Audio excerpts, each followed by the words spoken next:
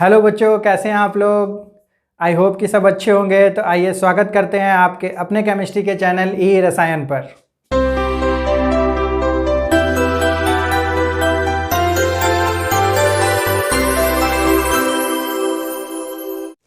बच्चों, आज की क्लास आपकी होने वाली है बहुत ही ज़्यादा इंटरेस्टिंग, क्योंकि जो आज का टॉपिक है वो टॉपिक है हमारा, जैसे कि आप लोगों ने थंबनेल में देखा ही होगा बच्चों, टाइट्रेशन। बहुत सारे बच्चे की क्वेरीज थी कि सर आप प्रैक्टिकल के रिगार्डिंग कुछ हम लोगों का वीडियोस बनाइए, या टाइट्रेशन या फिर जो हमारे फंक्शनल ग्रुप के डिटर्मिनेशन होते हैं, फंक्शनल ग्रुप के आइडेंटिफिकेशन होते हैं, उसके रिगार्डिंग आप वीडियोस बनाइए। तो आज हम आप लोगों के लिए लाए हैं बच्चों टाइट्रेशन के ऊपर ये वीडियो। और तो आइए बच्चों देख लेते हैं कि कितने तरीके के हमारे एनालिसिस के टर्म्स होते हैं जहाँ से हम लोग इस चीज़ की शुरुआत करते हैं। तो सबसे पहला जो टर्म होता है वो है हमारा क्वालिटेटिव एनालिसिस।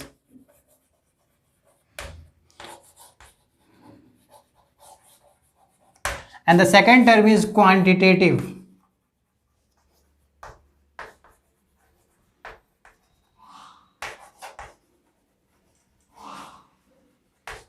तो बच्चों, हमें अपना केमिकल एनालिसिस शुरू करने से पहले इन दो टर्म्स की स्टडी बहुत अच्छे से कर लेनी चाहिए कि आखिरकार ये जो हमारा क्वालिटेटिव और क्वांटिटेटिव एनालिसिस है इससे हम लोग क्या समझते हैं। तो बच्चों, क्वालिटेटिव का मीन्स होता है, हमारा जो हिंदी का मीनिंग होता है इसका मतलब होता है गुणात्मक,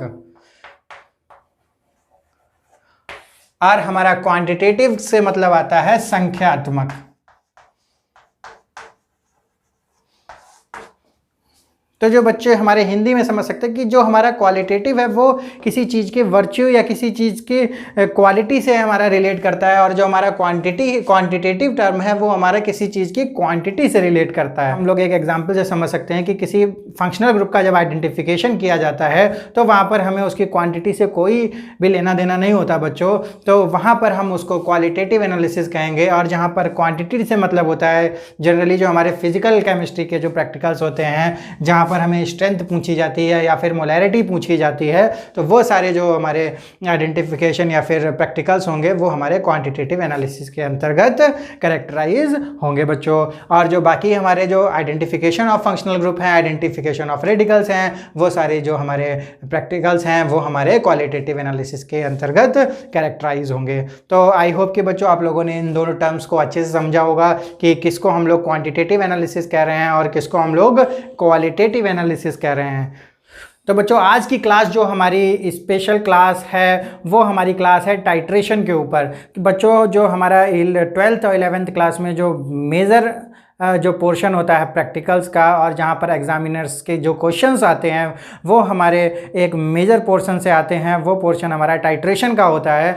तो आइए बच्चों, हम लोगों के सामने एक एग्जांपल है, एक ऑब्जेक्टिव है जिसको हम लोग करने जा रहे हैं। उस ऑब्जेक्टिव में क्या पूछा जा रहा है सबसे पहले हम लोग देख लेते हैं। To prepare M/20 solution of Mohr's salt, with the help of this solution, determine the strength of the given solution of KMNO4 potassium पर मैग्नेट। बच्चों, यहाँ पर हमारे पास दो केमिकल्स दिए हुए हैं, एक हमारा पास है मोहर सॉल्ट और दूसरा है हमारे पास KMNO4। और यहाँ पर हमसे पूछ क्या रहा है, हमसे पूछ रहा है कि हमको strength of the given solution, हमको इस KMNO4 की स्ट्रेंथ का पता लगाना है। तो बच्चों, स्ट्रेंथ का पता लगाने के लिए हमारे पास होने चाहिए इसकी कंसंट्रेशन या फिर इसकी हम लोगों के पास मोलैरिटी का पता होना चाहिए, मोलैरिटी का। तो बच्चों, मोलैरिटी तो आप लोग पहले से जानते हैं कि क्या होती है molarity, number of moles per litre solution में उसकी कंसंट्रेशन को, मेजरमेंट को हम लोग मोलैरिटी कहते हैं। तो यहाँ पर अगर इसकी मोलैरिटी का पता लगाना है और हमें दे रखा है, जो डाटा है वो हमें दे रखा है एक नॉन मोलैरिटी का मोहर सॉल्ट दे रखा है, तो किस तरीके से हमको इसकी हेल्प से हम इसकी मोलैरिटी को फाइंड कर सकते हैं। तो इस प्रोसेस को हम लोग कहते हैं टाइट्रेशन। और इसमें होता है हमारे पास दो चीज़ें होती हैं, एक हमारे पास होता है नोन सॉल्यूशन और एक होता है हमारे पास अननोन सॉल्यूशन। तो बच्चों, बहुत ध्यान से देखना है कि टाइट्रेशन प्रोसेस किस प्रोसेस को कह रहे हैं और उसकी थ्योरेटिकली चीज़ें कैसे होने वाली हैं, इसको हम लोग बहुत ध्यान से समझना पड़ेगा। तो दो हमारे पास यहाँ पर केमिकल्स, एक तो नोन है, एक है अननोन। अब नोन और अननोन हम किसको कह रहे हैं? नोन मतलब बात कर रहे हैं जिसकी मोलैरिटी हमारे पास नोन है। यहाँ पर जो मोहर सॉल्ट दिया हुआ है उसकी हमारे पास m/20 की मोलैरिटी दी हुई है। तो हम लोग इस मोहर सॉल्ट को इस नॉन कैटेगरी में बच्चों रखेंगे। और जो हमारे पास अननोन है जिसको हमको पता लगाना है वो हमारे पास है KMnO4 सॉल्यूशन।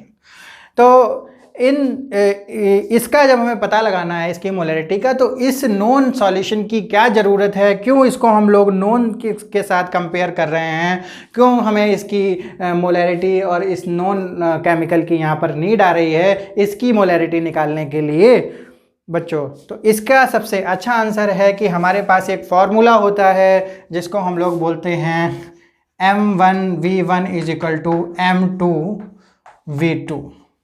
यहाँ पर एक n फैक्टर होता है जिसे N1 और N2 कहते हैं।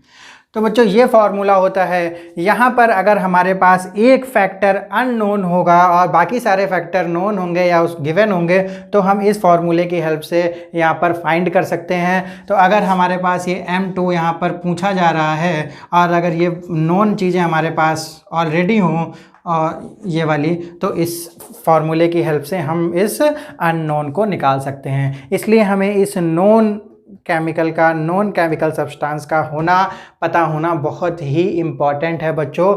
इसलिए हम लोग इस प्रोसेस को बोलते हैं टाइट्रेशन प्रोसेस, और इस टाइट्रेशन प्रोसेस की हेल्प से हम किसी अननोन केमिकल सब्सटेंस की मोलैरिटी का पता लगा सकते हैं। तो बच्चों इस पर्टिकुलर रिएक्शन में जो हमारा मोहर सॉल्ट और KMnO4 के बीच में जो रिएक्शन होने वाली है उस रिएक्शन को हम लोग रिडॉक्स रिएक्शन कहेंगे, क्योंकि इसमें जो हमारा मोहर सॉल्ट है वो एक रिड्यूसिंग एजेंट है, whereas KMnO4 act as a oxidizing agent. तो इस टाइट्रेशन को हम लोग रिडॉक्स टाइट्रेशन कहने वाले हैं। तो जो हमारा सबसे पहला प्रोसेस है होने वाला है इस टाइट्रेशन प्रोसेस में, तो वो जो सबसे पहला प्रोसेस होने वाला है वो होने वाला है कि हम लोगों को जो ऑपरेटर्स होते हैं उनके बारे में पता होना चाहिए कि कौन कौन से ऑपरेटर्स जो होंगे वो इस टाइट्रेशन प्रोसेस में हमारे यूज़ होने वाले हैं बच्चों।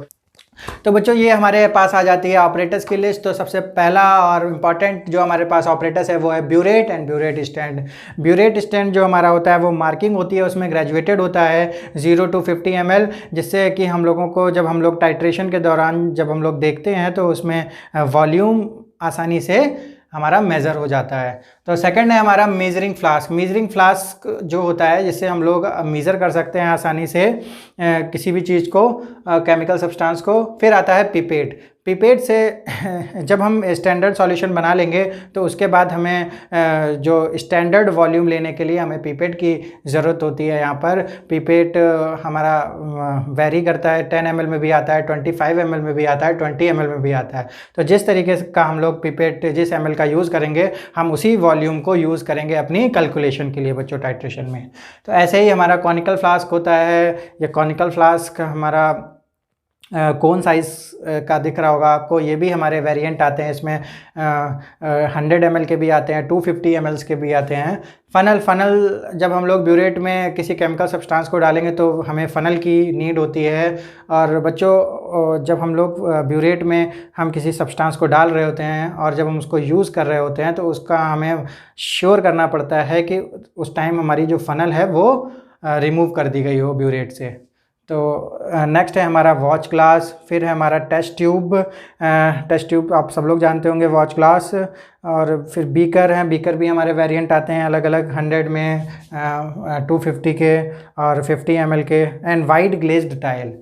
बच्चों जब हम लोग टाइट्रेशन का प्रोसेस कर रहे होते हैं को कलर चेंज होता है और उस शार्प कलर चेंज पर हम लोगों को वैल्यू बहुत ही ध्यान से देखनी होती है। इसलिए जो जहाँ पर कलर चेंज हो रहा है उसके नीचे का जो बैकग्राउंड है जहाँ पर हम लोग उस कॉनिकल फ्लास्क को रखे हैं वहाँ पर वाइट टाइल अगर होते हैं तो हमारा जो कलर है एंड पॉइंट है वो आसानी से दिखता है, ईजी होता है हमें देखने के लिए। तो जो हमारे टाइल का कलर होना चाहिए लैब में वो हमारे वाइट टाइल होने चाहिए, जिससे कि हमारी टाइट्रेशन की जो प्रोसेस होती है उसमें कोई भी आई से एरर ना पैदा हो या ना प्रोड्यूस हो। तो इस तरीके से हमारे जो ऑपरेटर्स होते हैं जो मेन होते हैं टाइट्रेशन में। और हम अब लोग बच्चों केमिकल्स को देख लेते हैं। ये हमारे केमिकल्स हैं जो हमें मोहर सॉल्ट की नीड होगी। जो हमारा नॉन सॉल्यूशन है इसका फार्मूला होता है फेरस अमोनियम सल्फेट। और सेकंड है हमारा H2SO4। हमें KMnO4 को एसिडिफाइड रखना पड़ेगा कि जिससे कि वो अच्छा ऑक्सीडाइजिंग एजेंट हमारा बना रहे। और डिस्टिल वाटर की नीड होगी। और हमारा जो अननोन सॉल्यूशन है जो कि हमें बच्चों एग्जामिनर के द्वारा दिया जाएगा, हमारा जो अननोन KMnO4 सॉल्यूशन है जिसकी हमको मोलैरिटी का पता लगाना है। तो इस तरीके से इन सारी चीज़ों की हमारी टाइट्रेशन में नीड होने वाली है जिसमें हम लोग के अननोन KMnO4 का मोलैरिटी को पता लगाने वाले हैं। तो बच्चों अपने नेक्स्ट स्टेप की ओर जाते हैं कि जो हमारा नेक्स्ट स्टेप है उसमें हम लोग क्या करने वाले हैं, आइए देख लेते हैं। तो बच्चों हमारे जो स्टेप प्रोसीजर का सबसे पहला स्टेप है कि मेकिंग ऑफ स्टैंडर्ड सॉल्यूशन। जो हम लोगों को दिया हुआ था एक स्टैंडर्ड सॉल्यूशन जिसकी मोलैरिटी गिवन थी, उसको हमें सबसे पहले प्रिपेयर करना पड़ेगा हमको टाइट्रेट करने के लिए। तो सबसे पहले जो हमारा मोहर सॉल्ट था बच्चों उसकी जो मोलैरिटी गिवन थी वो थी हमारी M/20 का हमको मोहर सॉल्ट प्रिपेयर करना है। तो इस जो अगर हमारी मोलैरिटी दी हुई होती है और उसको हमको अगर प्रिपेयर करना होता है तो कैसे करते हैं, उसके लिए बच्चों हमारे सबसे पहले नीड होगी मोलैरिटी के फार्मूले की। तो जो हमारा मोलैरिटी का फार्मूला होता है वो हमको सबको पता है बच्चों, molarity is equal to number of moles upon litre. तो अगर हमें ml में इसका फार्मूला लिखना होगा तो हम लोग यहाँ पर हमारा फार्मूला आ जाता है। सारे बच्चों को ये शायद आई एम श्योर कि ये सब बच्चों को पता होगा फार्मूला। तो बच्चों नहीं पता है तो आप लोग बुक को रेफ़र करिएगा। तो इस फार्मूले से हम लोग क्या निकालने वाले हैं, इसका जो वेट है वो निकालने वाले हैं।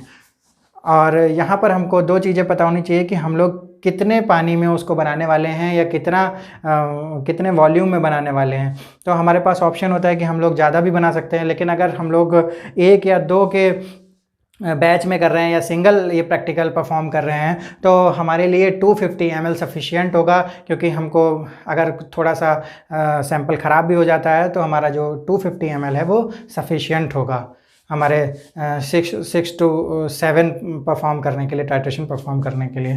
तो यहाँ जो हमारा इसको हम लोग 250 ml में ले लेंगे। तो जो हमारी मोलैरिटी है वो हमारी 1/20 का बनाना है। और जो हमारा W है वो हमको फाइंड करना है और 92 और हमें बनाना है 250 ml में। तो इसको हम लोग जब सॉल्व करेंगे तो हमारा जो वेट है वाला है 4.9 ग्राम। तो इस तरीके से हम लोग जो M/20 का मोहर सॉल्ट है उसके लिए हम लोगों को जो वेट है वो पता चल गया 4.9 ग्राम। और हम लोग कितने ml में बनाने वाले हैं, 250 ml में। तो बच्चों इसके लिए हमको बीकर ना लेके 250 ml का हमारे पास स्टैंडर्ड फ्लास्क होता है, वो कुछ इस तरीके का हमारा स्टैंडर्ड फ्लास्क होता है। ये हमारे काफ़ी वेरिएंट में आता है। ये हमारा 250 ml का भी होता है, हमारा 100 ml का भी आता है और हमारा 500 ml का भी आता है। तो यहाँ पर हम लोग 250 ml का स्टैंडर्ड फ्लास्क लेंगे और यहाँ पर एक मार्क होता है जो यहाँ पर बताता है कि ये 250 ml है। तो उसमें हम लोग इसको प्रिपेयर करेंगे। सबसे पहले हम लोग थोड़ा सा वाटर लेके इसको हम लोग पूरा 4.9 ग्राम अच्छे से इसमें प्लेस कर देंगे और इसको शेक करके और फिर इसको हम लोग पूरा 250 ml भर देंगे और इसको फिर शेक कर देंगे। तो हमारा एक स्टैंडर्ड सॉल्यूशन बन जाएगा मोहर सॉल्ट का, जिसकी मोलैरिटी होगी 1/20 या फिर M/20। ये हमारा टाइट्रेशन का फर्स्ट स्टेप है बच्चों। इससे हम लोग अपना नॉन सॉल्यूशन बना के अपना साइड में रख सकते हैं आगे के प्रोसेस को करने के लिए। तो आइए देखते हैं हम लोगों का नेक्स्ट प्रोसेस क्या है बच्चों। तो हमारा सेकंड स्टेप है बच्चों कि हमारा प्रिपरेशन फॉर टाइट्रेशन को प्रिपेयर करने के लिए हमको कुछ तैयारियां करनी पड़ती हैं। तो सबसे पहले हम लोग करने वाले हैं अपना ब्यूरेट, जिसको हम लोगों ने देखा था ब्यूरेट को ब्यूरेट स्टैंड में लगाएंगे। उसको लगाने से पहले हम लोगों को ब्यूरेट को रिंज करना पड़ेगा बच्चों वाटर से। सबसे पहले उसको अच्छे से हैंडलिंग करके उसको वाटर से हम लोग रिंज कर लेंगे। फिर हमको एक बार जो हमारा अननोन KMNO4 है उससे अगर हम लोग रेंज कर लेते हैं उस ब्यूरेट को, तो जो हमारी डाटा है वो और ज़्यादा एक्यूरेट आ सकता है बच्चों, क्योंकि उसमें किसी भी तरीके का जो और केमिकल सब्सटेंस होने का जो प्रोबेबिलिटी है वो हमारी बिल्कुल भी ख़त्म हो जाएगी, कोई भी प्रोबेबिलिटी नहीं रहेगी। इसलिए हम लोगों को वाटर से रिंज करने के बाद, वाटर से धोने के बाद ब्यूरेट को एक बार उस अननोन KMNO4 से भी एक बार वॉश कर लेना है, रिंज कर लेना है। उसके बाद हमको बहुत ही सावधानी से, बहुत ही केयरफुली बच्चों उस ब्यूरेट को वर्टिकली हमको ब्यूरेट स्टैंड में क्लैम्प कर देना है। फिर उसमें हमको फनल की हेल्प से हमको जो अननोन KMNO4 है, जो हमको एग्जामिनर के द्वारा हमको दिया गया अननोन KMNO4 है, जिसकी हमको मोलैरिटी को फाइंड करना है, उसको हम लोग क्या करेंगे, ब्यूरेट में आराम से केयरफुली उस फनल की हेल्प से फिल कर देंगे बिल्कुल टॉप मार्क तक, जहाँ पर हम लोगों का मार्क ख़त्म होता है, वहाँ पर हम लोग उसको फिल कर देंगे। और फिर उसको हम लोग एक बार चेक कर लेंगे कि उसमें जो लीकेज तो नहीं है, उसका जो नोज़ल है वो प्रॉपरली बंद है कि नहीं है। तो इतना हम लोग आसानी से केयरफुली कर लेंगे बच्चों। उसके बाद हम लोग क्या करेंगे, उसके बाद हम लोग एक लेंगे पिपेट, इसको क्लीन पिपेट को हम लोग अब उस कौन सी ml की पिपेट लेनी है ये हम लोग डिसाइड कर सकते हैं। हम लोग एक 20 ml की पिपेट भी ले सकते हैं। हमारे पास हो सकता है कि हमारे स्कूल में या जहाँ पर हम लोग प्रैक्टिकल परफॉर्म कर रहे हैं वहाँ पर 10 ml की हो या फिर 15 ml की हो, 25, तो उससे कोई फ़र्क नहीं पड़ता। उसी वॉल्यूम से, उसी डाटा से हम लोग उसको कैलकुलेट कर लेंगे। लेकिन अगर हम लोग यहाँ पर बात करें तो हम 20 ml की पिपेट लेने वाले हैं, तो 20 ml की पिपेट ले लेंगे जिससे हम लोग कैलकुलेशन करेंगे। तो 20 ml की पिपेट लेकर उसको रिंस कर लेंगे।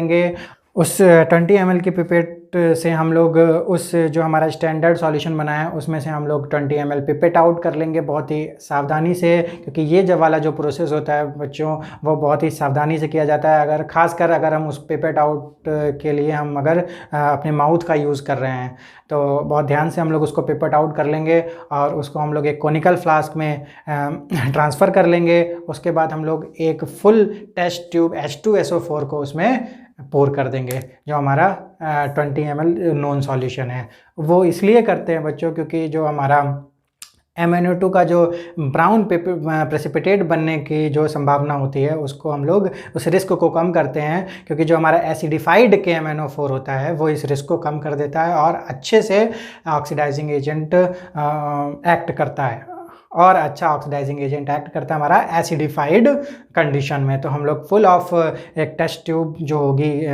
डाइल्यूट H2SO4 की वो हम लोग उसमें ऐड करने वाले हैं बच्चों। तो हमारा जो कोनिकल फ्लास्क है वो हमारा तैयार हो गया सॉल्यूशन का, जो हमारा नॉन सॉल्यूशन का अब टाइट्रेट करने के लिए। अब इस कोनिकल फ्लास्क में जो भी चीज़ है उसको हम लोग उस जो अननोन, जो हम लोगों ने ब्यूरेट में जो अननोन सॉल्यूशन KMNO4 का भरा है उससे हम लोग टाइट्रेट कराना स्टार्ट कर देंगे उस प्रोसेस को। उसका नोज़ल को हम लोग बहुत ही केयरफुली धीरे धीरे उसको मिलाएंगे, और जब हमारा वो जो नॉन सॉल्यूशन पे जब KMNO4 पड़ेगा तो वो उसका जो कलर है वो हल्का सा पिंक होगा और हमारा डार्क होगा। लेकिन जैसे ही हम लोग उस को शेक करेंगे कोनिकल फ्लास्क को तो वो अचानक से हमारा जो पिंक कलर है वो डिसॉल्व हो जाएगा, गायब हो जाएगा। तो ऐसे ही हमारा शेक करते करते वो गायब होता रहेगा, लेकिन एक पर्टिकुलर टाइम पर वो जो हमारा पिंक कलर है बच्चों, जो हमारा पिंक कलर है वो रिटेन कर जाएगा, वो स्टेबल हो जाएगा। तो वो जो पॉइंट होगा उसको हम लोग नोट कर लेंगे और उसकी वैल्यू को हम लोग नोट कर लेंगे। तो वो जो वैल्यू होगी वो वैल्यू होगी हमारी अननोन के वॉल्यूम की। तो ये जब वाला जो प्रोसेस है बच्चों, इस प्रोसेस में बहुत सारी एरर के लिए पॉसिबिलिटीज़ होती हैं। तो इस प्रोसेस को हम लोग मिनिमम 3 टाइम्स परफॉर्म करने वाले हैं, इसलिए क्योंकि इसमें हमें एरर की पॉसिबिलिटीज़ बहुत सारी रहती हैं, इसलिए हम लोग मिनिमम 3 टाइम्स इसको परफॉर्म करेंगे ही करेंगे बच्चों। तो इसके लिए हम लोग एक टेबल बनाते हैं, आइए देख लेते हैं किस तरीके की टेबल होती है वो। और जो हमारा जो KMNO4 होता है वो सेल्फ इंडिकेटर होता है यहाँ पर, तो इसलिए हमें यहाँ पर नॉन सॉल्यूशन में कोई भी अलग से इंडिकेटर मिलाने की ज़रूरत नहीं होती है बच्चों। तो इस तरीके से हम लोग यहाँ पर सेकंड प्रोसेस को, हमारा सेकंड स्टेप को परफॉर्म करते हैं। आइए हम लोग देख लेते हैं कि किस तरीके की टेबल बनेगी हमारी कॉपी में। तो बच्चों जो हम लोगों के जो जब हम लोगों ने परफॉर्म किया था तो इस तरीके की कुछ रीडिंग्स आई थी हमारे पास। पास। तो जो हमारी फर्स्ट रीडिंग जो स्टार्ट हुई थी 0 से, वो जो फर्स्ट रीडिंग है वो 12.2 पर हमारा जो कलर था वो स्टेबल हो गया था। तो इस तरीके से हमारी ब्यूरेट में फर्स्ट और जो लास्ट फाइनल रीडिंग थी वो ये थी। तो जो हमारा वॉल्यूम यूज्ड हुआ उसको हम लोग माइनस करके यहाँ पर यूज्ड वॉल्यूम को निकाल सकते हैं, जो कि हमारा है 12.2 ml। इस तरीके से फिर से हम लोगों ने जब दोबारा इसको परफॉर्म किया, फिर 12.2 से स्टार्ट हुआ तो यहाँ पर रुका, तो जो हमारा वॉल्यूम यूज्ड आया उसमें हम लोग इसको माइनस कर देंगे तो हमारा 12.4 यहाँ पर वैल्यू आ जाती है। इस तरीके से हम जब थर्ड टाइम हम लोगों ने किया तो फिर यहाँ से शुरू किया और ये हमारी फाइनल वैल्यू आई। हमारा जो वॉल्यूम यूज्ड हुआ बच्चों वो हुआ 12.4 ml। तो इस तरीके से जब हम लोगों ने 3 कंकॉर्डेंट तरीके से हम लोगों ने इस को परफॉर्म किया तो हम लोगों को जो वैल्यू एक लेनी है इन तीनों में से, तो हम किस वैल्यू को यहाँ पर देखेंगे, किस वैल्यू को डिसाइड करेंगे। तो जो हमारी जो मैक्सिमम जो रिपीट होने वाली वैल्यू है उसको हम लोग यहाँ पर लेते हैं और उसको हम लोग बोलते हैं अपनी कंकॉर्डेंट रीडिंग। तो यहाँ पर एक हमारी वैल्यू है 12.2, एक है 12.4 और एक है हमारी 12.4। तो ये जो 12.4 है ये हमारी 2 बार रिपीट हुई है। तो हम लोग बच्चों मानते हैं कि ये वैल्यू हमारी एक्यूरेट वैल्यू के और पास होगी। तो यहाँ पर हो सकता है कि हमारे साथ कोई एरर हुई हो, तो इसको हम लोग लिख देते हैं 12.4। इस वैल्यू को हम लोग मोर प्रिसाइज वैल्यू भी बोलते हैं। एक हमारा टर्म होता है एक्यूरेट वैल्यू और प्रिसाइज वैल्यू, उस पर हम लोग बहुत ज़्यादा अभी डिस्कस नहीं करने वाले हैं। तो इसको हम लोग प्रिसाइज वैल्यू भी कहते हैं बच्चों। जो प्रिसाइज वैल्यू होती है वो हमारी एक्यूरेट हो भी सकती है और एक्यूरेट नहीं भी हो सकती है। तो लेकिन ये मैक्सिमम रिपीटिशन हो रहा है इसका, तो यहाँ पर हम लोग यही मानने वाले हैं। जो हमारी कंकॉर्डेंट रीडिंग है वो है 12.4 ml। तो इस वैल्यू को लेकर हम लोग आगे चलेंगे और ये वैल्यू हमारी कौन सी हुई, ये वो वॉल्यूम हुआ अननोन सॉल्यूशन। जो हमारा KMnO4 था उसका वॉल्यूम हमारा हुआ 12.4। तो हम लोग ध्यान रखेंगे, अगर हम लोग अननोन को V2 मानते हैं तो हमारा जो ये आ जाएगा 12.4 ml। V2 से आप लोग बच्चों कंफ्यूज हो जाएंगे, तो ये जो V हो गया वॉल्यूम ऑफ KMnO4, इसको हम लोग नोट कर लेंगे, फिर आगे चलेंगे। इस वैल्यू का हमारा यूज़ होने वाला है बच्चों। ये जो हमारी वैल्यू, ये जो हमारी टेबल थी, इसको हम लोग स्टेप नंबर 3 माना था। तो अब हम लोग चलते हैं स्टेप नंबर 4 पे, देखते हैं स्टेप नंबर 4 पे क्या होने वाला है। तो बच्चों जो हमारा नेक्स्ट जो स्टेप है वो स्टेप नंबर 4 है फाइंड एन फैक्टर। क्योंकि जो हमारा फॉर्मूला था जो नोन और अननोन के बीच में जो हम लोगों ने देखा था N1 into M1 into V1 is equal to N2 M2 into V2। तो वहाँ पर जो एन फैक्टर था वो एन फैक्टर क्या होता है बच्चों, जब हम लोगों ने रिडॉक्स रिएक्शन पढ़ी होंगी तो हम लोगों ने देखा था कि जब हम लोग बैलेंस करते थे तो हमारा एक नंबर ऑफ इलेक्ट्रॉन वहाँ पर आता था जिससे कि वो बैलेंस करता था, वही उसको हम लोग यहाँ पर एन फैक्टर बोल रहे हैं। तो अगर हम लोग KMnO4 और मोहर सॉल्ट की रिएक्शन कराते हैं तो वहाँ पर भी एक एन फैक्टर, एक नंबर ऑफ इलेक्ट्रॉन्स आता है जब हम लोग उसको बैलेंस करके निकालते हैं। तो यहाँ पर अगर हम लोग पूरा प्रोसेस करते हैं तो वो बहुत बड़ी रिएक्शन हो जाती है बच्चों। तो KMnO4 और मोहर सॉल्ट के लिए जो एन फैक्टर होता है वो स्टेबल होता है, वो हर बार एक ही निकलने वाला है। तो हम लोग यहाँ पर उसको मेमोराइज भी कर सकते हैं और अगर आप चाहते हैं तो आगे उसको हम लोग सॉल्व भी करेंगे कि किस तरीके से जो रिएक्शन होती है मोहर सॉल्ट और KMnO4 के बीच में। तो बच्चों यहाँ पर हमारे पास काम करने के लिए टाइट्रेशन में और भी बहुत कुछ है, तो इसलिए हम लोग उस पर बहुत ज़्यादा फोकस नहीं करने वाले हैं। तो हम लोग देख लेते हैं जो हमारा KMnO4 के लिए एन फैक्टर है और जो हमारा मोहर सॉल्ट के लिए जो एन फैक्टर है वो कितना होता है। KMnO4 के लिए जो हमारा एन फैक्टर होता है वो आता है 5 और हमारा मोहर सॉल्ट के लिए जो एन फैक्टर आता है वो होता है 1। तो ये हमेशा अगर कहीं पर भी एन फैक्टर KMnO4 के लिए यूज़ करना है तो हम लोग 5 यूज़ कर सकते हैं और मोहर सॉल्ट के लिए 1 यूज़ कर सकते हैं।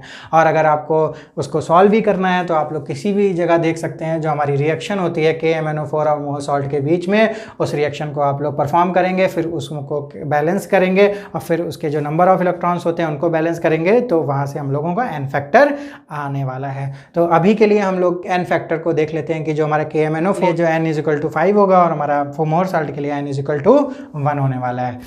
तो बच्चे हमारा जो नेक्स्ट स्टेप है, स्टेप नंबर 5, वो है हमारा find the molarity of unknown solution. बच्चों जो हमारा 5th स्टेप है उसमें हम लोग मोलरिटी निकालने वाले हैं जो हमारा अननोन सॉल्यूशन की। तो जैसे कि हम लोगों ने जिस फार्मूले का जिक्र किया था वो हमारा फार्मूला था N1 M1 V1 is equal to N2 M2 V2। एक और फार्मूला होता है हमारा N1V1 इजिकल टू N2V2, वो हमारा नॉर्मेलिटी के लिए होता है। अगर हमारी नॉर्मेलिटी दी है तो हम लोग सीधे फार्मूला लगा देते हैं N1V1 इजिकल टू N2V2। तो जो हमारा नॉर्मेलिटी इजिकल टू होता है n फैक्टर इंटू मोलैरिटी, तो उसके हिसाब से जो हमारा मोलैरिटी के लिए फार्मूला बनता है वो हमारा हो जाता है ये वाला फार्मूला। तो अगर हमारे पास नॉर्मेलिटी दी हुई है इन प्लेस ऑफ मोलैरिटी तो हम लोग ये वाला फार्मूला लगा सकते हैं। अगर मोलैरिटी दी हुई है तो बच्चों ये वाला फार्मूला लगा सकते हैं। तो इस फार्मूले को लगा के हम लोग देखते हैं। तो जो हम लोगों ने कहा था कि एक तरफ हमारा नोन सॉल्यूशन रखेंगे और एक तरफ अननोन सॉल्यूशन रखने वाले हैं। तो जो हमारा नोन था वो हमारा था मोहर सॉल्ट इस टाइट्रेशन में, और जो अननोन है वो है हमारा KMnO4। तो यहाँ पर देख लेते हैं, जो n फैक्टर मोहर सॉल्ट के लिए था वो हम लोगों ने अभी देखा कि 1 था, और जो हमारा मोलैरिटी थी वो 1/20 का हम लोगों ने सॉल्यूशन बनाया। और जो हमारा वॉल्यूम था, जो नॉन सॉल्यूशन का हम लोगों ने वॉल्यूम लिया पिपेट आउट करके, वो उस पिपेट की हमारी वॉल्यूम थी 20 ml। तो यहाँ पर हम लोग लेने वाले हैं 20 वैल्यू। तो ये तीनों नोन थी हमारे पास। अब अननोन की बात करते हैं।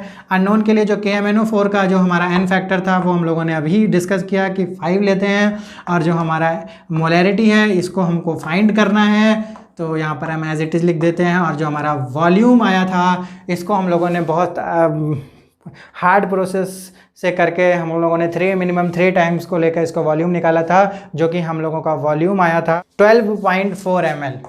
12.4 ml जो हमारा वॉल्यूम था।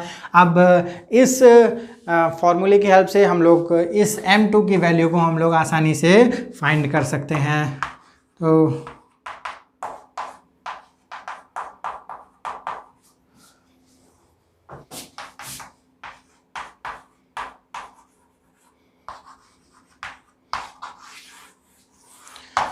तो बच्चों यहाँ पर हमारी जो मोलैरिटी है वो आ गई है 0.0161 मोलर वैल्यू आ गई है। जो हमारा जो अननोन सॉल्यूशन था, जो हमारे एग्जामिनर ने जो हमारा अननोन सॉल्यूशन बना के दिया था, उसकी मोलैरिटी हम लोगों ने फाइंड कर ली है। Now we have got the value of molarity of unknown solution.